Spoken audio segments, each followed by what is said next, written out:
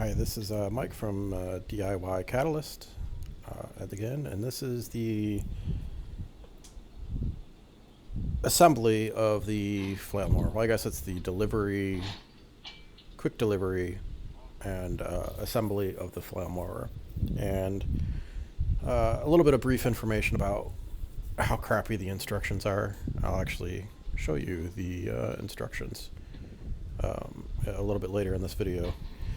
So I just wanted to point out as they were delivering this, and I'll just show a little bit of video here. They kind of freaked me out a little bit. So when the delivery driver was taking the flail mower off the truck, you could see here that he turns to the other side of the flail mower and he pushes it. It scared the crap out of me because I thought it was going to fall. But apparently he knows what he's doing, and he just kind of looked at me and laughed and said, "It's all part of the plan." And he takes the flail mower over to the bottom right of the screen. You'll see here where all the rock is at and the big tree. It's right in front of my garage. And it stays there for a good week, maybe 2 weeks, before I actually use it. But in that time, that's when I'm actually taking the process of assembling it. Now, I guess this is the best part to kind of mention this here. In my introduction video, if you saw that, I mentioned that I don't like videos that skip. I don't have a choice on this one because it took me multiple days to assemble this thing and multiple hours to get it all set up and running. I don't want to show you all of that, and I don't think you want to see all of that. And the reason why I've got a voiceover here as opposed to me actually talking in the videos is because I didn't do a lot of talking in the videos while I was assembling because I was too busy paying attention to assembling. So anyway, what you're seeing here is me taking apart the delivery box, for lack of a better word. It's all metal and it uses bolts putting it all together basically. So, but anyway, what you'll see here is me taking a couple of these screws off, or sorry, a couple of these bolts off, and I was using a 16 millimeter socket on the outside bolt and a 17 millimeter socket on the inside nut to remove all these. I'm not sure I mentioned in this video yet, but the flail mower I bought was a VAM60 from Maxx, and here are the instructions basically for this thing. And I just want to mention this great bit here. Tools required: air impact wrench with 46 millimeter sleeve, T-type socket wrench 13 millimeters, T-type socket wrench 18 millimeters. I don't think I used any of those. In the video right after this, you're going to see me installing these arms and the hydraulics line between them. Now, you don't see me do the full install of this because it was just too hard at a certain point. I needed my wife to help me, and I don't want to put her in videos, and she doesn't want to be on videos. So, and I don't know what you would call this thing. They're calling it the Hitch tube amendment, so I guess that's what I'm going to call it. But that's the part that was difficult to install, and that's what I needed help with. The actual installing of these arms on the flail mower was actually pretty easy. But in terms of actual instructions, yeah, you're not going to get much here. I do want to point out, while we're looking at these, that 85W90 is the type of gear oil that you're going to need for the gearbox for this mower. And I'll just point out right away, that is not easy to find. At least in my area, I could not find this gear oil anywhere. The only place I could find it was to purchase it on Amazon. So just an FYI there. Okay, so now here's where the interesting bit is actually going to take place here. I'm going to go ahead here and install the smaller of the two arms And you'll see here I'm having difficulty with this bolt. It's just a little bit of a pain in the butt. But I do eventually get it in. And the primary reason why this was a pain is I really wasn't paying attention when I was trying to hook this up. And you'll see that I turn this at a certain point here. Okay, I'm going to go ahead and pause this video right here and kind of show you what I'm talking about. If you notice this bolt that I'm circling here, on one side of it, it's flat. And right underneath it, and I'll kind of point to that here, there is a piece of metal welded on to the bottom of this unit where the little arm attaches to the flail mower. You got to get those to line up just right.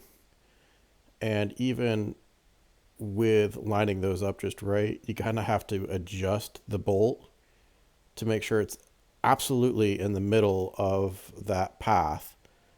Because if it's not going to go in. All right, I'm going to unpause this. You can watch me struggle a little.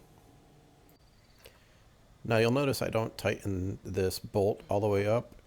And that's where the directions failed me, because they said 46mm socket was what I was going to require.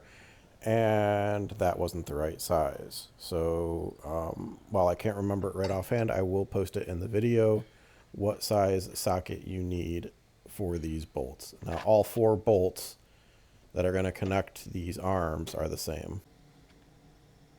Now I'm kind of surprised the second arm ended up turning out to be a little bit easier to install. It was kind of weird. I actually had it in and didn't realize it was in all the way, so I kept playing around with it to try to make it fit better. But it was already in, so there was no big deal. You'll notice again with this one, I didn't tighten it up all the way for now, just because I didn't have the right socket.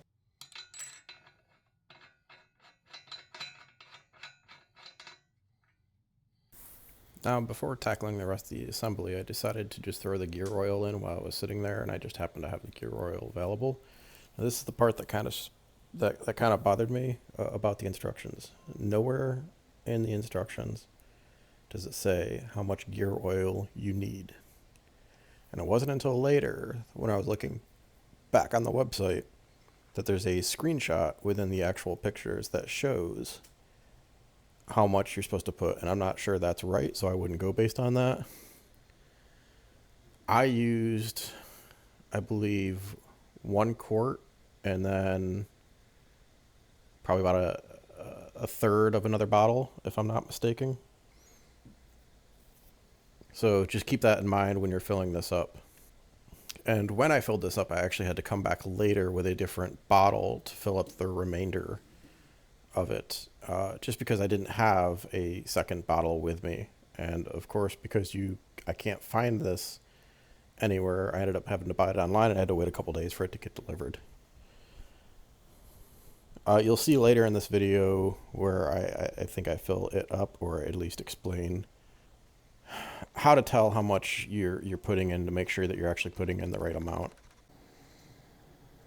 Now, if you notice a change in clothing on this video, it's because this was, I believe, the next day that I started working on this again. And this is the difficult portion of getting this built. You'll notice I got this kind of positioned on a chair. It was the best way at the time for me to be able to keep this level, so I can put on this back assembly, or whatever you want to call it. You'll see later in this video that that was a mistake. And you see with this here that I am struggling pretty hard to put this on right. There was just nothing else I had. I didn't have anything to put underneath this at the time, or at least I wasn't thinking I did.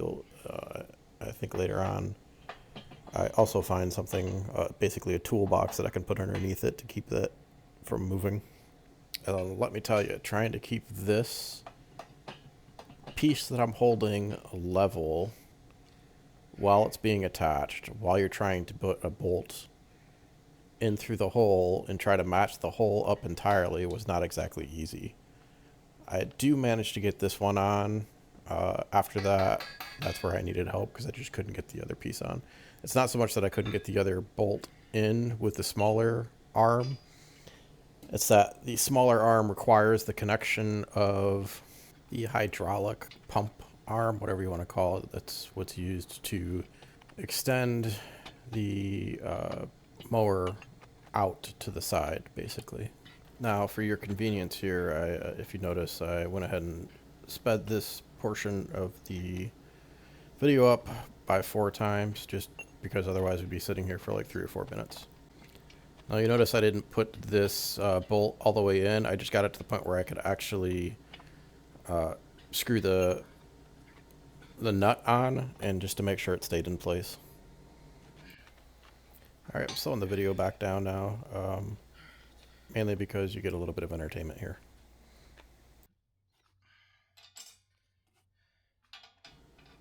And cue my mess up in 3, 2, 1.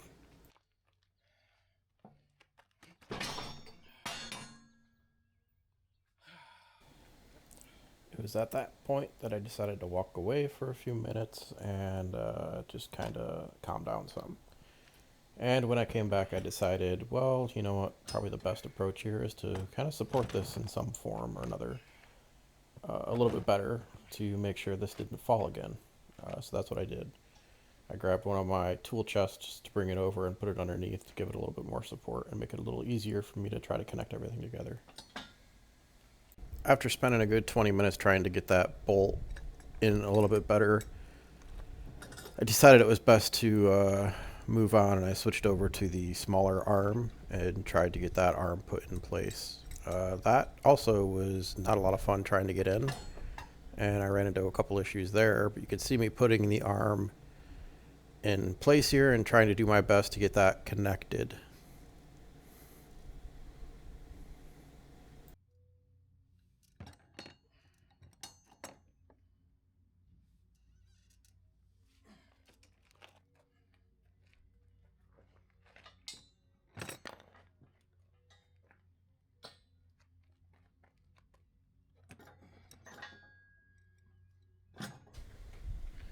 Now, I'm sure I'm going to get a lot of people that are cringing over the fact that I'm using a metal mallet, but I could not find my rubber mallet for the life of me, and I was just trying to get it on the best I could.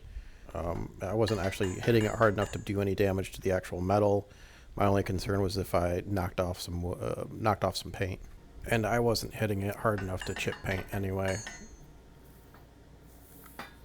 No, I think I spent another 20 minutes trying to get this on. I actually had it at one point and it fell out, but you really don't get a good angle of it with this camera angle. And after that, my kids came out and started playing, and I spent a little bit of time with them, and then my wife came out and she helped me get the rest of it on, and I didn't want to record any of that, so I stopped recording at that point. So I'll try to explain this as quick as possible. So the bolt is going to go through the hitch tube at the bottom, then the arm, then back through the hitch tube, then you put a washer, then you go through the hydraulics, then back through the hitch tube, then the washer, and then nut. Alright, so it's 2 days later. I've got the mower finally connected to the tractor. And I got more gear oil for the gear here. And just for reference, this takes a 19mm socket to take this piece off. And this is a, I want to say 8mm, I don't know if you can see that, 8mm hex to open that up. What you're going to do is you're going to keep filling this up until gear oil starts coming out of this. And once it's there, now you know it's full. And you can tighten everything back up. This one requires, I don't know if you can see that, a 13mm socket.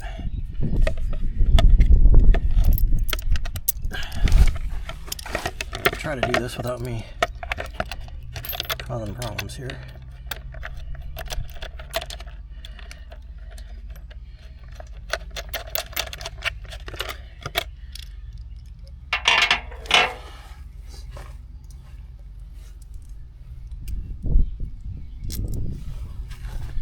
Somehow, after unscrewing this off, I had an extra washer, and I don't know why. But I'm not going to worry about that.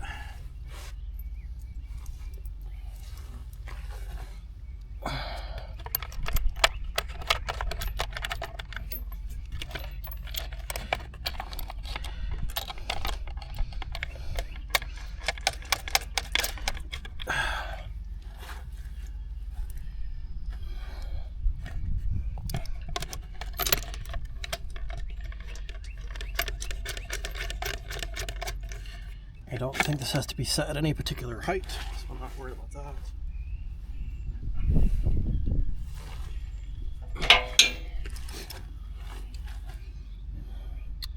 I do, however, need an extension, so I'm going to run out and get that extension.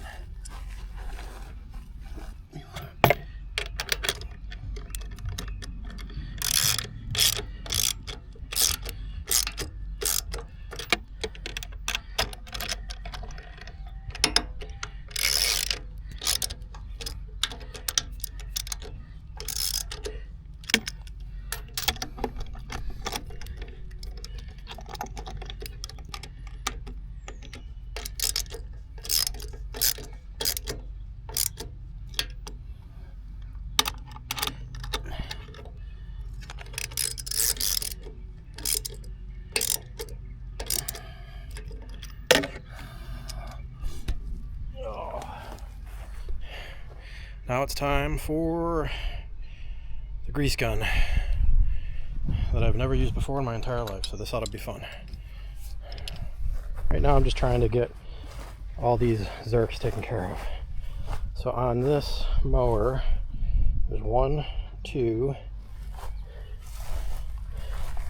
3, 4, 5,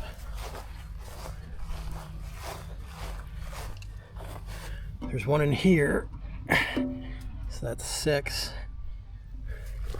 7, and 8. Those are the ones I could find. If there's any more, I have no idea. But that's what I'm working on right now, so. All right.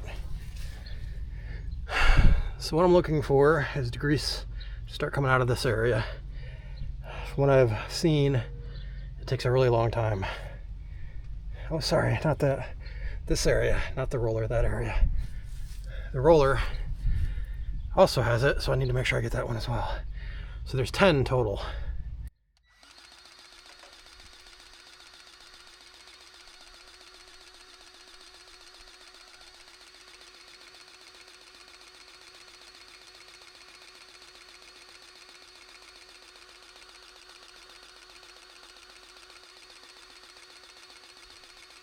This might take a lot of grease. Oh, there it goes. All right.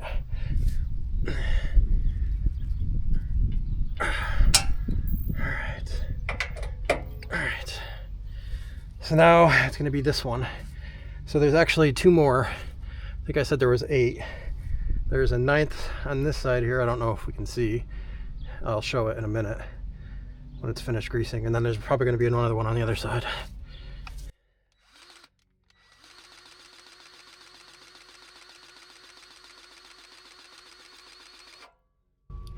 There we go. All right.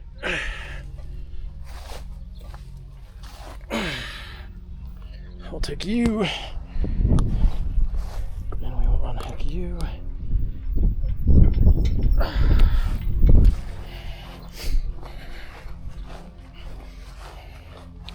So here's what I was talking about. Right here. There's one on either side. It needs to be greased. So put that in there. This I can at least see out here.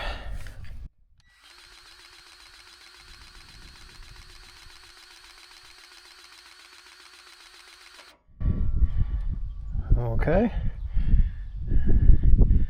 It's all goozing out.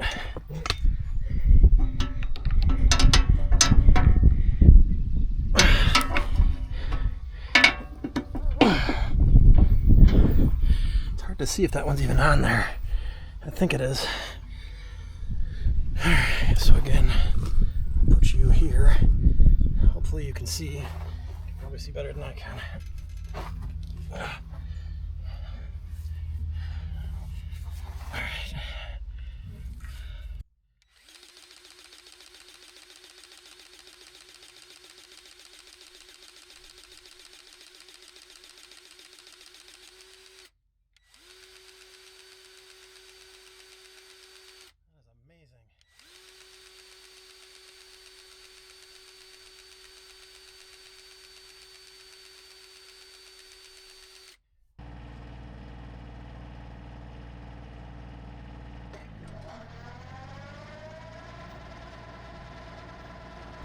And there you go.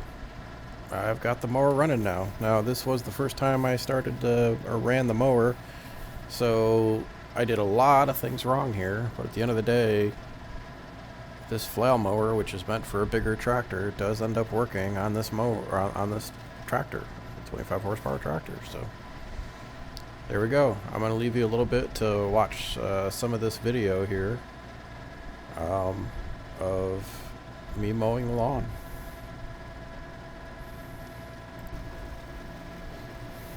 Till next time. See ya. Bye.